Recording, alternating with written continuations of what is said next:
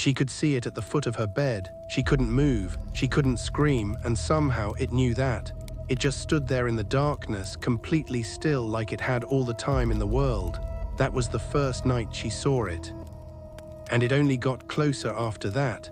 The worst part, doctors would later tell her it was just sleep paralysis, stress, exhaustion, hallucinations caused by the brain waking up before the body. But there was one problem with that explanation. Sleep paralysis isn't supposed to leave footprints on the floor. Most people have experienced something strange while half asleep. A shape in the corner, a voice calling your name, that sudden feeling that someone is standing beside your bed. Usually you wake up fully and realize it was nothing, your brain playing tricks on you. But for Mia Carter, it didn't stop after she woke up. That's when the real nightmare started. Mia was 28 years old. She worked overnight shifts as a hospice nurse in Northern Oregon. Quiet personality, barely slept, always exhausted. The kind of person who drank cold coffee at 3 a.m. while charting patient notes under fluorescent lights. She'd always struggled with insomnia, but after moving into her new apartment, things got worse, much worse. The apartment itself wasn't bad. Old building, 3rd floor, cheap rent, the kind of place you only choose because you can actually afford it. The hallway lights flickered constantly, the pipes screamed inside the walls at night, and every apartment door looked identical. But Mia didn't care. She was barely home anyway. Work, sleep, repeat. That was her life until the dreams started. The first episode happened on a Thursday night in November. She remembered the date because one of her patients had died earlier that evening, an elderly woman named Judith. Before passing away, Judith grabbed Mia's wrist tightly and whispered something strange. Very strange, she said, "Don't let it stand near your bed." At the time, Mia thought it was dementia talking. People in hospice said unsettling things constantly, so she ignored it. Went home around 2 a.m., took a shower, collapsed into bed, and woke up unable to move. At first, she thought someone was sitting on her chest. Her eyes opened slowly. The room was dark except for faint rainlight leaking through the blinds. She tried lifting her arms. Nothing. Her body felt frozen, completely locked in place.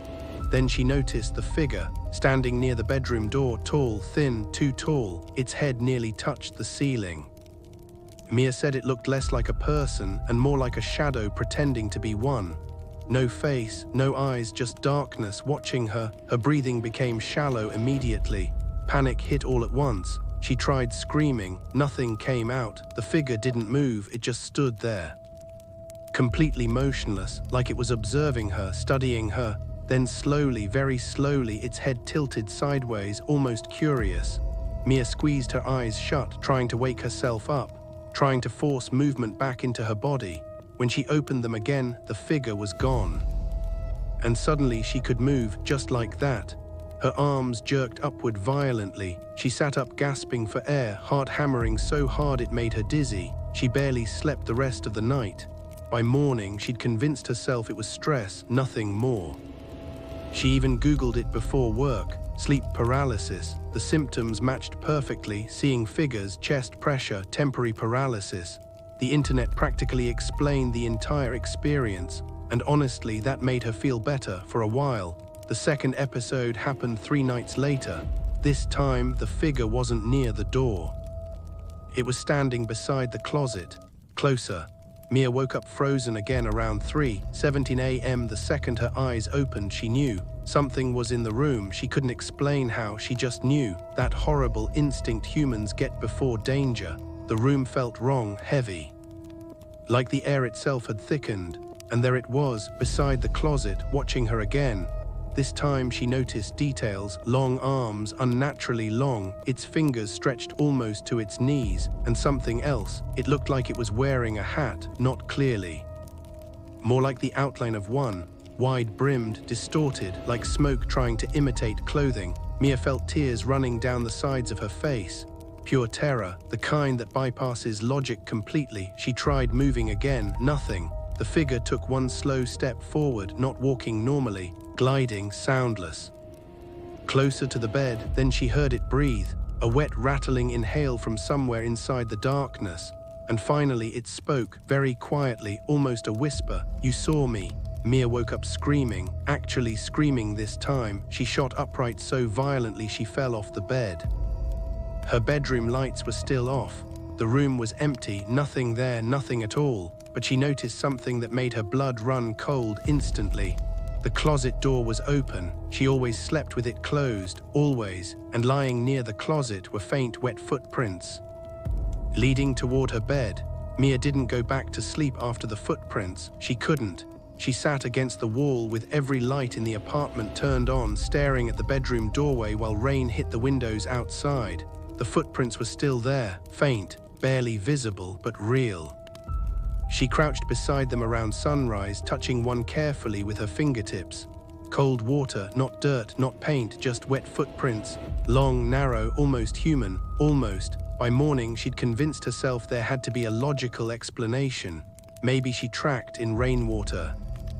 Maybe her exhausted brain connected normal things together and turned them into something terrifying. That explanation lasted until she checked the bottom of her own feet. Dry, completely dry. Work that night was miserable.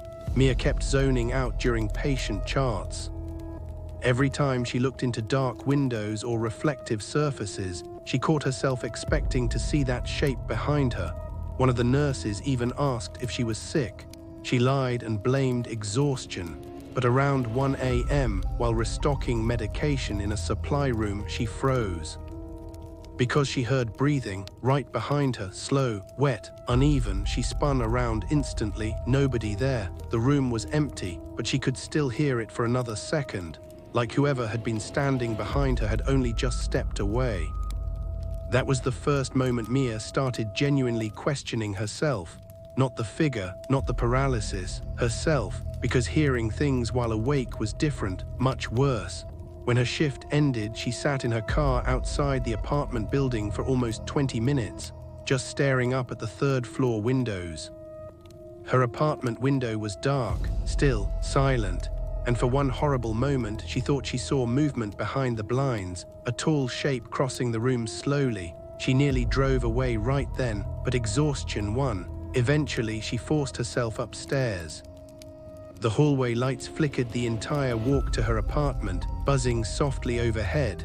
The sound reminded her of hospital lights, cold, artificial, dead. As she unlocked her door, she noticed something strange. The old woman from apartment 307 was watching her from across the hallway. Mia had seen her before but never spoken to her. Tiny woman, grey hair, always standing near her door at odd hours. Tonight she looked disturbed, not curious, scared. "You work nights," the woman said quietly. Mia nodded slowly. The old woman glanced toward Mia's apartment, then back at her. "You shouldn't sleep in there after 3. Mia forced a nervous smile. "What?" The woman hesitated, like she was debating whether to continue. Then she stepped closer and lowered her voice. The others heard it too. A cold feeling spread through Mia's chest immediately. "What others?" The woman looked down the hallway before answering. "The tenants before you." The hallway suddenly felt much quieter. Mia noticed the flickering lights had stopped buzzing. Everything felt still now, too still. "The man before you lasted 8 days, the woman whispered. "He kept complaining about somebody standing near his bed at night." Mia felt her stomach tighten instantly. The old woman continued. "He said it got closer every time he woke up." Mia couldn't speak, could barely breathe. "The last night I saw him," the woman said softly, "he asked me if I'd ever heard breathing inside the walls." Mia's blood went cold because she hadn't told anyone about the breathing, not one person. "What happened to him?" Mia asked quietly. The old woman looked toward apartment 311, Mia's apartment. Then she said something that made Mia wish she'd never asked. "He disappeared."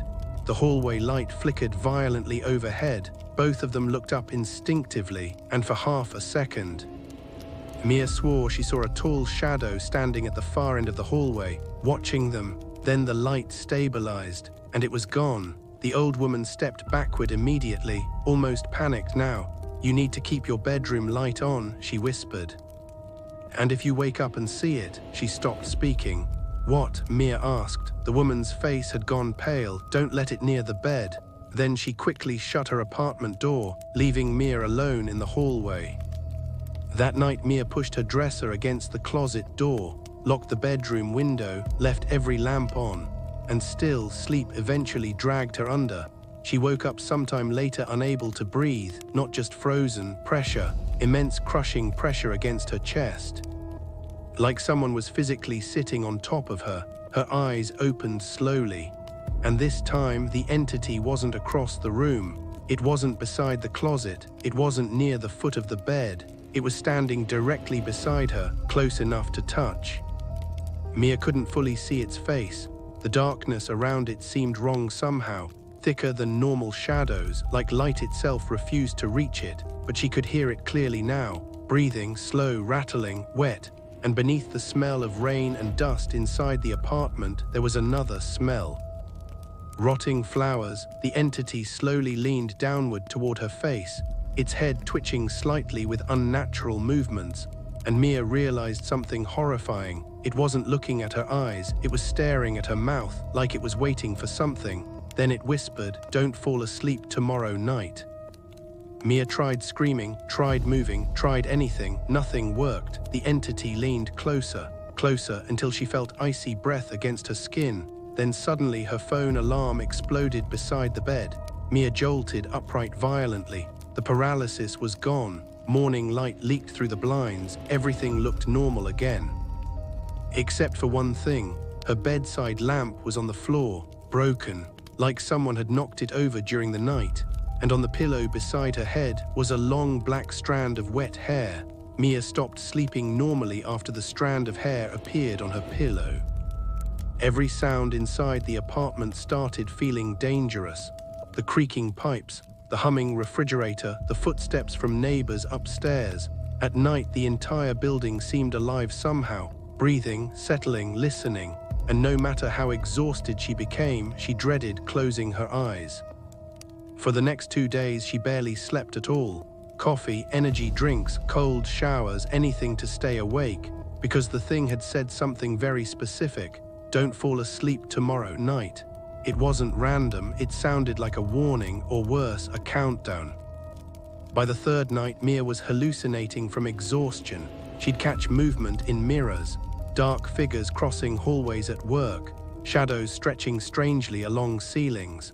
Once, while helping an elderly patient into bed, she glanced toward the room's television screen and saw a tall silhouette standing directly behind her reflection.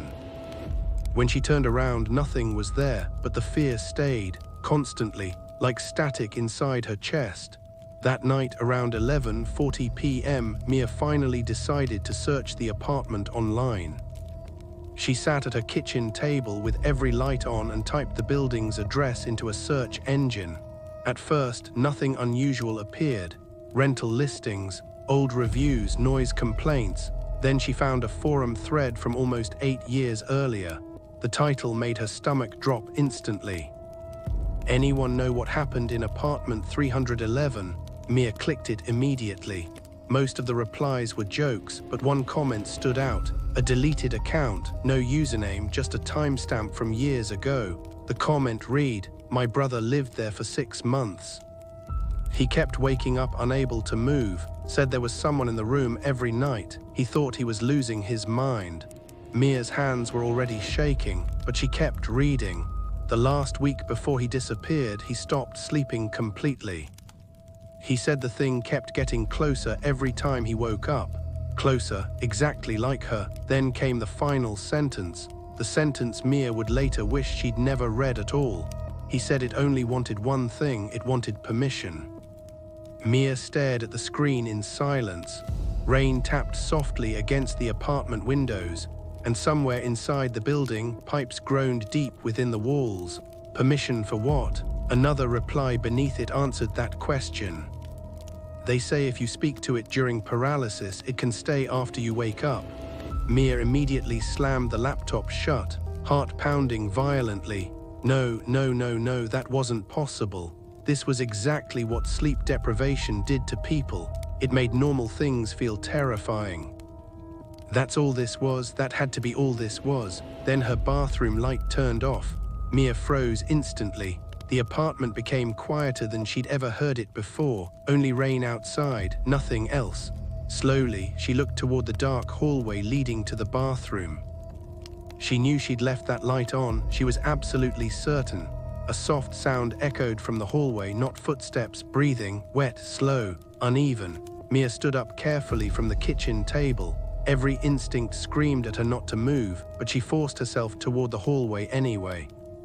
One step at a time, the darkness inside the bathroom looked unnaturally deep now, like the room itself had become darker than the rest of the apartment. Mia, her entire body locked up. The voice came from inside the bathroom, quiet, whispering, and wrong. Because it sounded exactly like her own voice. Mia, not human, not perfectly, like something trying to imitate human speech after hearing it only once. Mia backed away instantly, tears already filling her eyes. No, then the bathroom door slowly creaked open by itself. Mia ran. She grabbed her keys and sprinted out of the apartment barefoot, nearly slipping in the hallway. She started pounding on apartment 307 immediately. The old woman opened the door almost at once, like she'd been expecting this. "It spoke to you," the woman whispered. Not a question, a statement. Mia pushed inside, shaking violently. "What is happening to me?" The old woman closed the door quickly, then locked it, 3 separate locks. For the first time, Mia saw how strange apartment 307 actually was. Every mirror had been covered with blankets, salt lined the windowsills. And above the bedroom doorway hung dozens of tiny crosses tied together with black thread.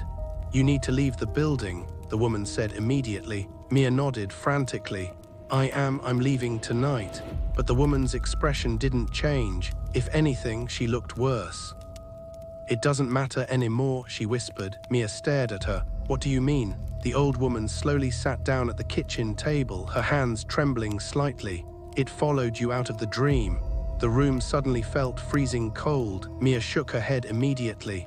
No, this is sleep paralysis, hallucinations, stress." The old woman looked directly into her eyes and said something Mia would never forget. "Then why are there fingerprints on your throat?" Mia's breath caught instantly. She rushed toward the hallway mirror, pulled down the collar of her sweatshirt, and froze. Dark, bruised fingerprints circled her neck. Long, thin, almost impossibly long, exactly the shape of the entity's fingers. Mia stumbled backward in horror. The old woman stood slowly now, terrified. "Listen to me carefully," she whispered. "If you see it again tonight," her voice cracked slightly, "do not let it touch your face." The apartment lights flickered violently overhead, once, twice, 3 times. Then every light inside apartment 307 went out at the exact same moment. Darkness swallowed the room instantly, and somewhere nearby Mia heard wet breathing again, very close, too close. Then came the voice, standing somewhere inside the darkness, right beside them. "You told her." The old woman started praying immediately, fast, panicked. Mia couldn't move, couldn't breathe, because directly across the room 2 pale white eyes slowly opened in the dark, and they were staring straight at her. The eyes disappeared the second the lights came back on. Apartment 307 looked normal again. The kitchen, the covered mirrors, the trembling old woman clutching a cross so tightly her knuckles had turned white. But Mia knew what she saw. Those eyes were real, not imagined, not dreamed, real. The old woman locked herself inside her bedroom after that. She refused to come back out. Mia could hear her praying through the door for almost an hour. Quiet, rapid, terrified. At one point, Mia walked toward the bedroom to speak again, but stopped immediately. Because another voice had joined the praying. A second voice, low, wet, whispering the words along with her. Mia left apartment 307 before sunrise. She didn't even pack properly. Just clothes, her wallet, phone charger, keys, enough to leave, enough to never come back. Outside, rain poured heavily across the parking lot. Grey morning light barely touched the street. Mia threw her bags into the backseat of her car and climbed inside, shaking uncontrollably. Then she looked up toward the 3rd floor, toward apartment 311, and froze. Something was standing inside her bedroom window. tall, motionless, watching her leave. Mia drove away immediately, didn't look back again, didn't stop driving until she reached a motel nearly 40 minutes outside the city. A tiny roadside place with flickering vacancy signs and stained curtains. The kind of motel people only stay in when they're desperate. Which she was. For the first time in days, Mia actually felt safer there. No strange hallway, no whispering pipes, no apartment 311, just silence. She took a shower, locked every door, checked under the bed like a terrified child, then finally collapsed onto the mattress sometime after noon. Exhaustion dragged her under almost instantly, and that's when she had the dream, or at least she prayed it was a dream. Mia stood inside apartment 311 again, except now it looked wrong. Rotting wallpaper peeled from the walls, black water dripped slowly from the ceiling, and the entire apartment smelled like damp earth and dead flowers. The hallway stretched farther than it should have, longer, distorted, like the building itself had changed shape. Then she heard breathing behind her. Mia turned slowly and saw the entity standing at the end of the hallway. Closer than ever before, its body no longer looked completely human. Its arms bent too far backward, its neck twitched constantly, and beneath the shadow covering its face something moved, like dozens of mouths whispering underneath black skin. The entity took one slow step forward, then another. Its movements weren't normal walking, more like something learning how humans move by watching them. Mia tried running, but the hallway wouldn't end. The apartment stretched endlessly around her. Doors appeared where walls should have been. Rooms shifted shape behind her, and no matter how fast she moved, the breathing stayed right behind her. Closer, closer, closer. Finally, she reached her bedroom. Only now someone was already sitting on the bed. A man, thin, pale, eyes hollow from exhaustion. Mia immediately recognized him from an old tenant photo online. The missing man from apartment 311. Or what was left of him. He looked up at her slowly. Tears filled his eyes instantly, and in a broken whisper he said, "It doesn't want your body." The entity stopped moving behind her, completely still now. Listening, the man's voice shook violently. "It wants permission to stay." Mia backed away slowly. "What are you talking about?" The man stared directly at the floor like he was ashamed, terrified, broken. "I spoke to it." The breathing behind Mia deepened instantly. Excited, the man began crying. "I thought if I answered it would stop." The entity took another step closer. Mia could feel freezing cold spreading across her back now. The man looked up one final time and whispered, "Don't speak to it." Then suddenly his jaw unhinged impossibly wide. Darkness poured from his mouth like black smoke, and the entity lunged toward Mia at full speed. She woke up screaming. The motel room was dark, nighttime now. Rain hammered the windows outside. Mia shot upright in bed, gasping for air. Just a nightmare, just a nightmare. Then she realized she couldn't move. Her entire body froze instantly.